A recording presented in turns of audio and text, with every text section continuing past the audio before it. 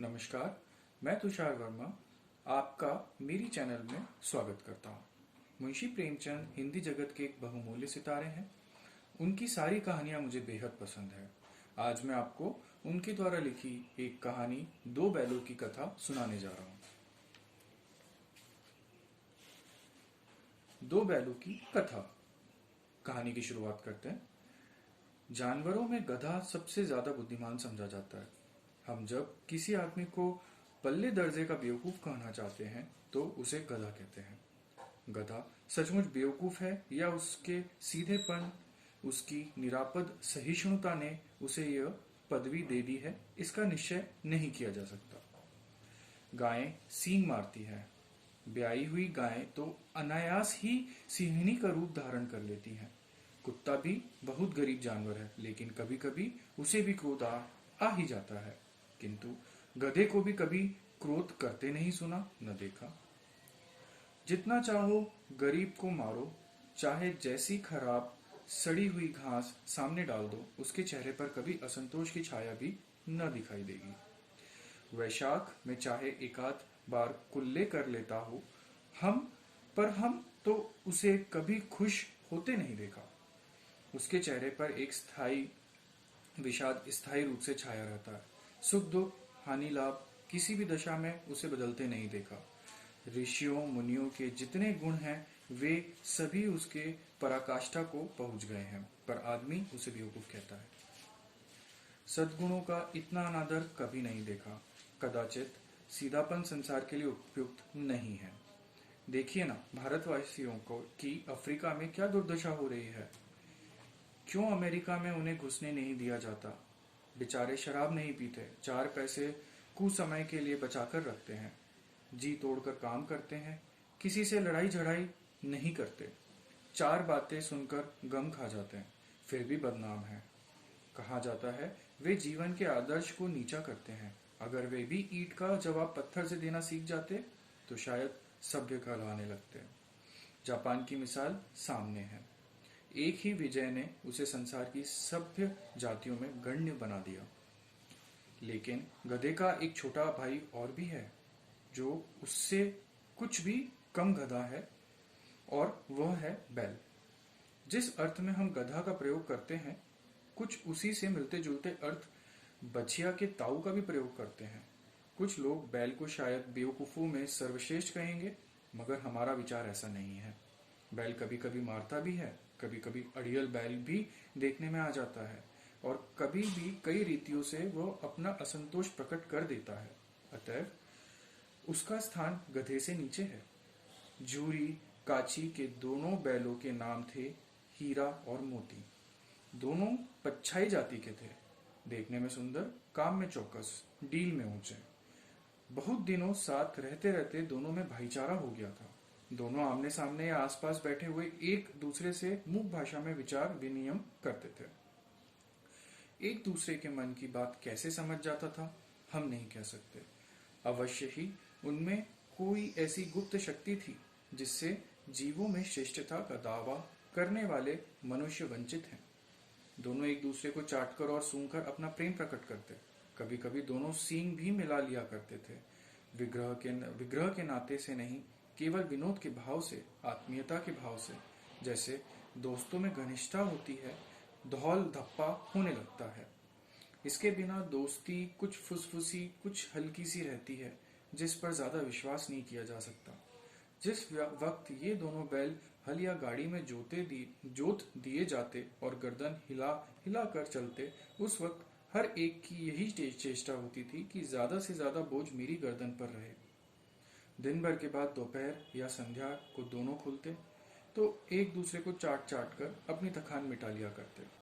नांद में खली भूसा पड़ जाने के बाद दोनों साथ उठते, साथ नांद में मुंह डालते और साथ ही बैठते थे। एक मुंह हटा लेता तो दूसरा भी हटा लेता था।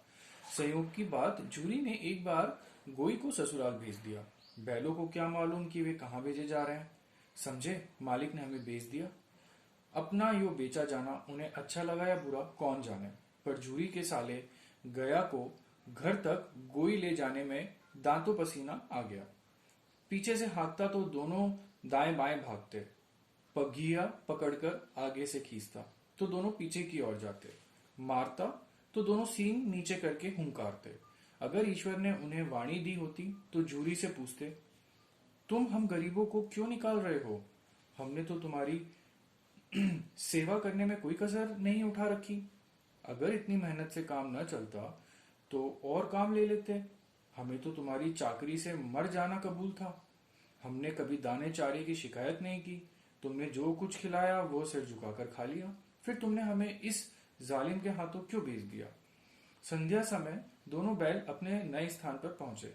दिन भर के भूखे थे, लेकिन अब नांद में लगाए गए तो एक ने भी उसके मुंह न डाला। दिल भारी हो गया था। जिसे उन्होंने अपना घर समझ रखा था वह आज उनसे छूट गया था। यह नया घर, नया गांव, नए आदमी, सब उन्हें बेगानों से लगते थे। दोनों ने अपनी मुख भाषा की सलाह की, एक दूसरे को कनखियों से देखा और लेट गए।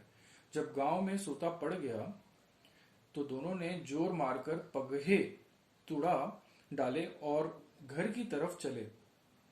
पगहे बहुत मजबूत थे। अनुमान ना हो सकता था कि कोई बैल उन्हें तोड़ सकेगा, पर इन दोनों ने इस समय दूनी शक्ति आ गई थी। एक एक झटके में रस्सियां टूट गई। झूरी प्रातःकाल सोकर उठा तो देखा कि दोनों बैल चरनी पर खड़े हैं। दोनों की गर्दनों में आधा आधा गराव लटक रहा है। घुटने तक पांव कीचड़ से भरे हैं और दोनों की आंखों में विद्रोह में स्नेह झलक रहा है। झूरी बैलों को देखकर स्नेह से गदगद हो गया, दौड़कर उन्हें गले लगा लिया। प्रेमालिंगन और चुंबन का वह दृश्य बड़ा ही मनोहर था। घर और गांव के लड़के जमा हो गए और तालियां बजा बजाकर उनका स्वागत करने लगे। गांव के इतिहास में यह घटना अभूतपूर्व न होने पर भी महत्वपूर्ण थी। बाल सभा ने निश्चय किया, दोनों पशु वीरों को अभिनंदन पत्र देना चाहिए। कोई अपने घर से रोटियां लाया, कोई गुड़, कोई चोकर, कोई भूसी। एक बालक ने कहा, ऐसे बैल किसी के पास ना होंगे। दूसरे ने समर्थन किया, इतनी दूर से दोनों अकेले चले आए। तीसरा बोला, बैल नहीं है वे, उस जन्म के आदमी हैं। इसका प्रतिवाद करने का किसी को साहस ना हुआ। झूरी की स्त्री ने बैलों को द्वार पर देखा तो जल उठी। बोली, कैसे नमक हराम बैल हैं कि एक दिन वहां काम न किया, भाग खड़े हुए। झूरी अपने बैलों पर यह आक्षेप न सुन सका। नमक हराम क्यों है? दाना न दिया होगा तो क्या करते? स्त्री ने रौब के साथ कहा, बस तुम्हें तो बैलों को खिलाना जानते हो, और तो सभी पानी पानी पिला पिला कर रखते हैं। झूरी ने चिढ़ाया, चारा मिलता तो क्यों भागते? स्त्री चिड़ी, भागे इसलिए कि वे लोग तुम जैसे बुद्धुओं की तरह बैलों को सहलाते नहीं, खिलाते हैं तो रगड़ कर जुताते भी हैं। ये दोनों ठहरे कामचोर, भाग निकले। अब देखूं कहां से खली और चोकर मिलता है। सूखे भूसे के सिवा कुछ न दूंगी, खाए चाहे मरे। वही हुआ। मजूर को कड़ी ताकीद कर दी गई कि बैलों को खाली सूखा भूसा दिया जाए। बैलों ने नांद में मुंह डाला तो फीका फीका, ना कोई चिकनाहट ना कोई रस। क्या खाएं? आशा भरी आंखों से द्वार की ओर ताकने लगे। झूरी ने मजूर से कहा, थोड़ी सी खली क्यों नहीं डाल देते वे? मालकिन, मुझे मार ही डालोगे? चुराकर डाल आ। ना दादा, पीछे से तुम भी उन्हीं किसी कहोगे। दूसरे दिन झूरी का साला फिर आया और बैलों को ले चला। अब की उसने दोनों को गाड़ी में जोता। 2-4 बार मोती ने गाड़ी को सड़क की खाई गिराना चाहा, पर हीरा ने संभाल लिया। वह ज्यादा सहनशील था। संध्या समय घर पहुंचकर उसने दोनों को मोटी रस्सियों में बांधा और कल की शरारत पर मजा चखाया। फिर वही सूखा भूसा दिया। अपने दोनों बैलों को खली, चूनी सब कुछ दी। दोनों बैलों को ऐसा अपमान कभी ना हुआ था। झूरी उन्हें फूल की झड़ी से भी न छूता था। उसकी टिक टिकार पर दोनों उड़ने लगते थे। यही मार पड़ी। आहत सम्मान की व्यथा तो थी ही, पर मिला भूसा। नान की तरफ आंखें तक न उठाई। उस दूसरे दिन गया ने बैलों को हल में जोता, पर इन दोनों ने जैसे पांव न उठाने की कसम खा ली थी। वो मारते मारते थक गया। पर दोनों ने पांव न उठाया। एक बार जब उसे निर्दयी ने हीरा को उसकी नाक पर खूब डंडे जमाए तो मोती का गुस्सा काबू से बाहर हो गया। हल लेकर भागा। हल, रस्सी, जुआ, जोत सब टूट टुटाकर बराबर हो गया। गले में बड़ी बड़ी रस्सियां न होती तो दोनों पकड़ाई में न आते। मोती ने उत्तर दिया, तुम्हारी तो इसने जान ही ले ली थी, अब की बड़ी मार पड़ेगी। पढ़ने दो, बैल का जन्म लिया है तो मार से कहां तक बचेंगे। गया दो आदमियों के साथ दौड़ा आ रहा है, दोनों के हाथों में लाठियां हैं। मोती बोला, कहो तो दिखा दूं, कुछ मजा में भी लाठी लेकर आ रहा है। हीरा ने समझाया, नहीं भाई, खड़े हो जाओ, मुझे मारेगा तो मैं भी एक दो तो गिरा ही दूंगा। नहीं, हमारी जाति का यह धर्म नहीं है। मोती दिल में ऐंठ कर रह गया। गया आ पहुंचा और दोनों को पकड़कर ले गया। कुशल हुई कि उसने उस वक्त मार पीट न की, नहीं तो मोती भी पलट पड़ता। उसके तेवर देखकर गया और उसके सहायक समझ गए कि इस वक्त टाल देना ही सही है। आज दोनों के सामने फिर वही सूखा भूसा लाया गया। दोनों चुपचाप खड़े रहे। घर के लोग भोजन करने लगे। उस वक्त एक छोटी सी लड़की 2 रोटियां लिए निकली और दोनों के मुंह में देकर चली गई। उस एक रोटी से इनकी भूख तो क्या शांत होती, पर दोनों के हृदय को मानो भोजन मिल गया। यहां भी किसी सज्जन का वास है। लड़की भैरव की थी। उसकी मां मर चुकी थी। सौतेली मां उसे मारती रहती थी, इसलिए इन बैलों से उसे एक प्रकार की आत्मीयता हो गई थी। दोनों दिन भर जोते जाते, डंडे खाते, अड़ते, शाम को थान पर बांध दिए जाते और रात को वही बालिका उन्हें 2 रोटियां खिला जाती। प्रेम की इस प्रसाद की वह बरकत थी कि 2-2 गाल सूखा भूसा खाकर भी दोनों दुर्बल न होते, मगर दोनों की आंखों में रोम रोम के विद्रोह भरा हुआ था। एक दिन मोती ने मूक भाषा में कहा, अब तो नहीं सहा जाता हीरा, क्या करना चाहते हो? एकाध को सींगों को उठाकर फेंक दूंगा। लेकिन जानते हो, वो प्यारी लड़की जो हमें रोटियां खिलाती है, उसी की लड़की है जो इस घर का मालिक है। यह बेचारी अनाथ ना हो जाएगी तो मालकिन को ना फेंक दूं? वही तो इस लड़की को मारती है। लेकिन औरत जात पर सींग चलाना मना है, यह भूल जाते हो? तुम तो किसी तरह निकलने ही नहीं देते। बताओ, आज रस्सी तोड़ाकर भाग चलें? हाँ, यह मैं स्वीकार करता, लेकिन इतनी मोटी रस्सी टूटेगी कैसे? इसका एक उपाय है। पहले रस्सी को थोड़ा सा चबा लो, फिर एक झटके में जाती है। रात को जब बालिका रोटी खिलाकर चली गई तो दोनों रस्सियों को चबाने लगे, पर मोटी रस्सी मुंह में न आती थी। बेचारा बार बार जोर लगाकर रह जाते थे। सहसा घर का द्वार खुला और वही लड़की निकली। दोनों सिर झुकाकर उसका हाथ चाटने लगे। दोनों की पूंछ खड़ी हो गई।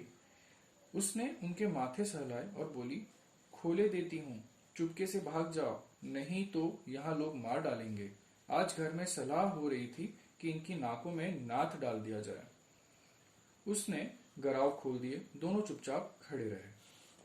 मोती ने अपनी भाषा में पूछा, अब चलते क्यों नहीं? हीरा बोला, चले तो, लेकिन कल इस अनाथ पर आफत आएगी, सब इसी पर संदेह करेंगे।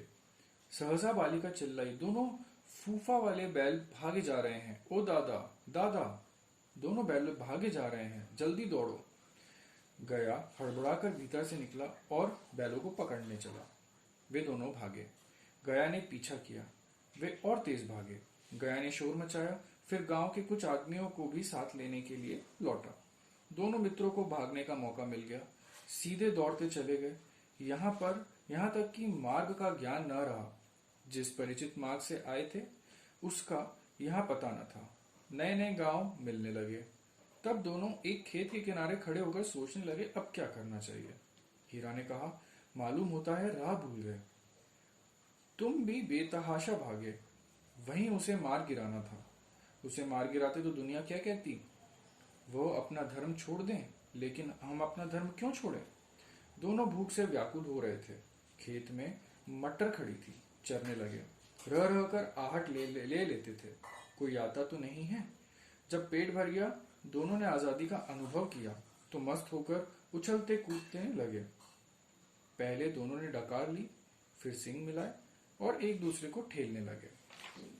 मोती ने हीरा को कई कदम पीछे हटा दिया, यहाँ तक कि वो खाई में गिर गया।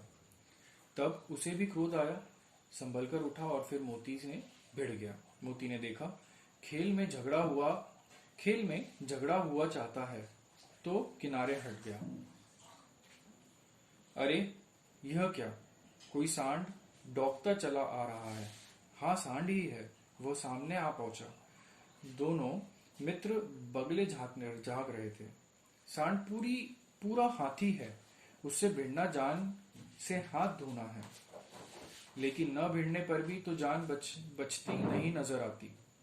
इन्हीं की तरफ आ रहा है, कितना भयंकर सूरत है। मोती ने मूक भाषा में कहा, बुरे फंसे, जान कैसे बचेगी, कोई उपाय सोचो। हीरा ने चिंतित स्वर में कहा, अपने घमंड में भुला हुआ है, आरजू विनती न सुनेगा। भाग क्यों न चले?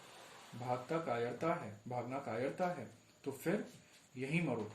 बंदा तो 9-2-11 होता है, और जो दौड़ा है। तो फिर कोई उपाय सोचो जल्द। उपाय यही है कि उस पर दोनों जने एक साथ चोट करें। मैं आगे से रगड़ता हूं, तुम पीछे से रगड़ो। दोहरी मार पड़ेगी तो भाग खड़ा होगा। जो ही मेरी ओर झपटे, तुम बगल से उसके पेट में सींग घुसा देना। जान जोखिम है, पर दूसरा कोई उपाय नहीं। दोनों मित्र जान हथेलियों पर लेकर लपटे। सांड को भी संगठित शत्रुओं से लड़ने का तजुर्बा न था। वह तो एक शत्रु से मल्ल युद्ध करने का आदी था। जो ही हीरा पर झपटा, मोती ने पीछे से दौड़ाया। सांड उसकी तरफ मुड़ा तो हीरा ने रगेड़ा। सांड चाहता कि एक एक करके दोनों को गिरा ले, पर ये दोनों भी उस्ताद थे, उसे यह अवसर न देते। एक बार सांड झल्लाकर हीरा का अंत कर देने के लिए चला तो मोती ने बगल से आकर उसे पेट में सींग घोंप दिया। सांड क्रोध में आकर पीछे फिरा तो हीरा ने दूसरे पहलू से में सींग चुबा दिया। आखिर बेचारा जख्मी होकर भागा और दोनों मित्रों ने दूर तक उसका पीछा किया, यहाँ तक कि सांड बेदम होकर गिर पड़ा। तब दोनों ने उसे छोड़ दिया। दोनों मित्र विजय के नशे में झूमते चले जाते थे। मोती ने अपनी सांकेतिक भाषा में कहा, मेरा जी जो चाहता है कि बच्चा को मार ही डालूं। हीरा ने तिरस्कार किया, गिरे हुए बैरी पर सींग न चलाना चाहिए। यह सब ढोंग है। बैरी को ऐसा मारना चाहिए कि फिर न उठे। अब घर कैसे पहुंचेंगे, यह सोचो। पहले कुछ खा लें, फिर सोचेंगे। सामने मटर का खेत था ही। मोती उसमें घुस गया। हीरा मना करता रहा, पर उसने एक न सुनी। अभी 2 ही 4 ग्रास खाए थे कि 2 आदमियां लाठियां लिए दौड़ पड़े और दोनों मित्रों को घेर लिया। हीरा तो मेड़ पर था, निकल गया। मोती सींचे हुए खेत में था। उसने खुर कीचड़ में धंसने लगा, न भाग सका, पकड़ लिया गया। हीरा ने देखा संगी संकट में है तो लौट पड़ा। फंसेंगे तो दोनों साथ फंसेंगे। रखवालों ने भी उसे भी पकड़ लिया। प्रातःकाल दोनों मित्र कांजी हाउस में बंद कर दिए गए। दोनों मित्रों को जीवन समझ ही में न आता था, यह कैसा स्वामी है। इससे तो गया फिर भी अच्छा था। यहाँ कोई भैंस थी, कई बकरियां, कई घोड़े, कई गधे, पर किसी के सामने चारा न था। जमीन पर मुर्दों की तरह पड़े थे। कई तो इतने कमजोर हो गए थे कि खड़े भी न हो सकते थे। सारा दिन दोनों मित्र फाटक की ओर टकटकी लगाए ताकते रहे, पर कोई चारा लेकर आता न दिखाई दिया। तब दोनों ने दीवार की नमकीन मिट्टी चाटनी शुरू की, पर इससे क्या तृप्ति होती। रात को भी जब कुछ भोजन न मिला तो हीरा के दिल में विद्रोह की ज्वाला दहक उठी। मोती से बोला, अब तो रहा नहीं जाता मोती। मोती ने सिर लटकाते हुए जवाब दिया, मुझे तो मालूम होते हैं प्राण निकल रहे हैं। इतनी जल्दी हिम्मत ना हारो भाई, यहाँ से भागने का कोई उपाय निकालना चाहिए। आओ दीवार तोड़ डालें। मुझसे तो अब कुछ नहीं होगा। बस इसी बूते पर अकड़ते थे। सारी अकड़ निकल गई। बाड़े की दीवार कच्ची थी। हीरा मजबूत तो था ही। उसने अपने नुकीले सींग दीवार में गड़ा दिए और जोर से मारा तो मिट्टी का एक चिप्पड़ निकल गया। फिर तो दोनों का साहस बढ़ा। उसने दौड़ दौड़ कर दीवार की चोटें की और हर चोट में थोड़ी थोड़ी मिट्टी गिराने लगा। उसी समय कांजी हाउस का चौकीदार लालटेन लेकर जानवरों की हाजिरी लेने आ निकला। हीरे का यह उज्जड़पन देखकर उसने उसे कई डंडे रसीद किए और मोटी सी रस्सी में बांध दिया।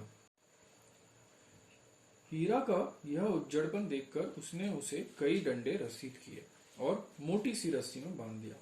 मोती ने पड़े पड़े कहा, आखिर मार खाई, क्या मिला? अपने बूथ भरे जोर तो मार लिया। ऐसा जोर मारना कि काम का की और बंधन में पड़ गया। जोर तो मारता ही जाऊंगा, चाहे कितने ही बंधन पड़ते जाएं।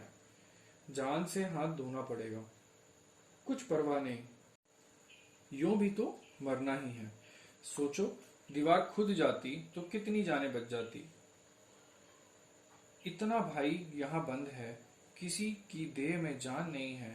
2-4 दिन और यही हाल रहा तो सब मर जाएंगे। हाँ, यह बात तो है। अच्छा तो लो, फिर मैं भी जोर लगा दूंगा। मोती ने भी दीवार में उसी तरह सींग मारा। थोड़ी सी मिट्टी गिरी और हिम्मत बढ़ी। फिर तो वह दीवार में सींग लगा लगा कर इस तरह से जोर लगाने लगा मानो किसी प्रतिद्वंदी से लड़ रहा हो। आखिर कोई 2 घंटे की जोर आजमाई के बाद दीवार ऊपर से लगभग 1 हाथ गिर गई। दोनों उसने दूनी शक्ति से दूसरा धक्का मारा तो आधी दीवार गिर पड़ी। दीवार का गिरना था कि अधमरे से पड़े हुए जानवर चेत उठे। तीनों घोड़ियां सरपट भाग निकली, फिर बकरियां निकली। इसके बाद भैंसें भी खिसक गईं और गधे अभी तक जो के त्यों खड़े थे। हीरा ने पूछा, तुम दोनों क्यों नहीं भाग जाते? एक गधे ने कहा, जो कहीं पकड़ लिए जाएं तो क्या हरज है, अभी तो भागने का अवसर है। हमें तो डर लगता है, हम यहीं पर पड़े रहेंगे। आधी रात से ऊपर जा चुकी थी। दोनों गधे अभी तक खड़े सोच रहे थे कि भागो या ना भागे, और मोती अपने मित्र की रस्सी तोड़ने में लगा हुआ था। जब वो हार गया तो हीरा ने कहा, तुम जाओ, मुझे यहीं पड़ा रहने दो, शायद कहीं भेंट हो जाए। मोती ने आंखों में आंसू लाकर कहा, तुम मुझे इतना स्वार्थी समझते हो हीरा? हम और तुम इतने दिनों में एक साथ रहे हैं, आज तुम विपत्ति पर पड़ गए तो मैं तुम्हें छोड़कर अलग हो जाऊं? हीरा ने कहा, बहुत मार पड़ेगी, लोग समझ जाएंगे यह तुम्हारी शरारत है। मोती गर्व से बोला, जिस अपराध के लिए तुम्हारे गले में बंधन पड़ा, उसके लिए अगर मुझे मार पड़े तो क्या चिंता। इतना तो हो ही गया कि 9-10 प्राणियों की जान बच गई, वे सब तो आशीर्वाद देंगे। यह कहते हुए मोती ने दोनों गधों को सींगों से मार मार कर बाड़े से बाहर निकाला और तब अपने बंधु के पास आकर सो रहा। भोर होते ही मुंशी और चौकीदार तथा अन्य कर्मचारियों में कैसी खलबली मची, इसके लिखने की जरूरत नहीं। बस इतना ही काफी है कि मोती की खूब मरम्मत हुई और उसे भी मोटी रस्सी से बांध दिया गया। 1 सप्ताह तक दोनों मित्र वहां बंधे पड़े रहे। किसी ने चारे का एक तृण भी न डाला। हाँ, एक बार पानी दिया जाता था, यही उनका आधार था। दोनों इतने दुर्बल हो गए थे कि उठा तक न जाता था। ठठरियां निकल आई थी। एक दिन बाड़े के सामने डुग्गी बजने लगी और दोपहर होते होते वहां 50-60 आदमी जमा हो गए। तब दोनों मित्र निकाले गए और उनकी देखभाल होने लगी। लोग आकर उन्हें सूरत देखते और मन फीका करके चले जाते। ऐसे मृतक बेलों का कौन खरीदार होता। सहसा एक दड़ियल आदमी, जिसकी आंखें लाल थी और मुद्रा अत्यंत कठोर, आया और दोनों मित्रों के कुल्हों में उंगली कोद कर मुंशी जी से बात करने लगा। उसका चेहरा देखकर अंत ज्ञान से दोनों मित्र के दिल कांप उठे। वह कौन है और उन्हें क्यों टटोल रहा है, इस विषय में उन्हें कोई संदेह न हुआ। दोनों ने एक दूसरे को भीत नेत्रों से देखा और सिर झुका लिया। हीरा ने कहा, गया के घर से नाहक भागे, अब जान न बचेगी। मोती ने अश्रद्धा भाव से उत्तर दिया, कहते हैं भगवान सबसे ऊपर दया करते हैं, उन्हें हमारे ऊपर क्यों दया नहीं आती। भगवान के लिए हमारा मरना जीना दोनों बराबर है। चलो अच्छा ही है, कुछ दिन उसके पास तो रहेंगे। एक बार भगवान ने उस लड़की के रूप में हमें बचाया था, अब न बचाएंगे? यह आदमी छुरी चलाएगा, देख लेंगे। तो क्या चिंता है, मांस खाल सींग हड्डी सब किसी न किसी के काम आ जाएगी। नीलाम हो जाने के बाद दोनों मित्र उस दड़ियल के साथ चले। दोनों की बोटी बोटी कांप रही थी। बेचारे पांव तक न उठा सकते थे, पर भय के मारे गिरते पड़ते भागे जाते थे, क्योंकि वह जरा भी चला चाल धीमी हो जाने पर जोर से डंडा। राह में गाय बैलों का एक रेवड़ हरे हरे हार में चरता नजर आया। सभी जानवर प्रसन्न थे, चिकने चप्पल। कोई उछलता था, कोई आनंद में बैठा पागुर करता था। कितना सुखी जीवन था इनका, पर कितने स्वार्थी हैं सब। किसी को चिंता नहीं कि उनके दो भाई बधिक के हाथ पड़े कैसे दुखी हैं। सहसा दोनों को ऐसा मालूम हुआ कि यह परिचित रहा है। हाँ, इसी रास्ते से गया उन्हें ले गया था। वही खेत, वही बाग, वही गांव मिलने लगे। प्रतिक्षण उनकी चाल तेज होने लगी। सारी थकान, सारी दुर्बलता गायब हो गई। आह, ये लो, अपना ही हार आ गया। इसी कुएं में हम पुर चलाने आया करते थे। हाँ, यही कुआं है। मोती ने कहा, हमारा घर नगीच आ गया है। हीरा बोला, भगवान की दया है। मैं अब घर भागता हूँ, यह जाने देगा? इसे मैं मार गिराता हूँ। नहीं नहीं, दौड़कर थान पर चलो, वहां से हम आगे न जाएंगे। दोनों उन्मत्त होकर बछड़ों की भांति कुलेले करते हुए घर की ओर दौड़े। वह हमारा थान है। दोनों दौड़कर अपने थान पर आए और खड़े हो गए। दड़ियल भी पीछे पीछे दौड़ा चला आ जाता था। जूरी द्वार पर बैठा धूप खा रहा था। बैलों को देखते ही दौड़ा और उन्हें बारी बारी से गले लगाने लगा। मित्रों की आंखों में आनंद के आंसू बहने लगे। एक जूरी का हाथ चाट रहा था। दड़ियल ने जाकर बैलों की रस्सियां पकड़ ली। जूरी ने कहा, मेरे बैल हैं, तुम्हारे बैल कैसे? मैं मवेशी खाने से नीलाम लिए आता हूँ। मैं तो समझता हूँ चुराए लिए आते हो। चुपके से चले जाओ, मेरे बैल हैं, मैं बेचूंगा तो बिकेंगे। किसी को मेरे बैल नीलाम करने का क्या अख्तियार? जाकर थाने में रपट कर दूंगा। मेरे बैल हैं, इसका सबूत यह है कि मेरे द्वार पर खड़े हैं। दड़ियल झल्लाकर बैलों को जबरदस्ती पकड़ ले जाने के लिए बढ़ा। उसी वक्त मोती ने सींग चलाया। दड़ियल पीछे हटा। मोती ने पीछा किया। दड़ियल भागा। मोती पीछे दौड़ा। गांव के बाहर निकल जाने पर वह रुका, पर खड़ा दड़ियल का रास्ता देख रहा था। दड़ियल दूर खड़ा धमकियां दे रहा था, गालियां निकाल रहा था, पत्थर फेंक रहा था, और मोती विजयी शूर की भांति उसका रास्ता रोके खड़ा था। गांव के लोग यह तमाशा देखते थे और हंसते थे। जब दड़ियल हार कर चला गया तो मोती अकड़ता हुआ लौटा। हीरा ने कहा, मैं डर गया था कि कहीं तुम गुस्से में आकर मार न बैठो। अगर वो मुझे पकड़ता तो मैं बे मारे न छोड़ता।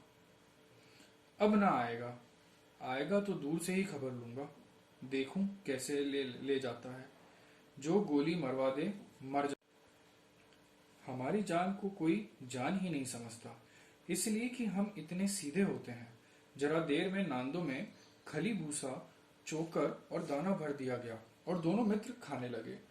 जूरी खड़ा दोनों को सलाह रहा था और 20 लड़के तमाशा देख रहे थे। सारे गांव में उत्साह सा मालूम होता था।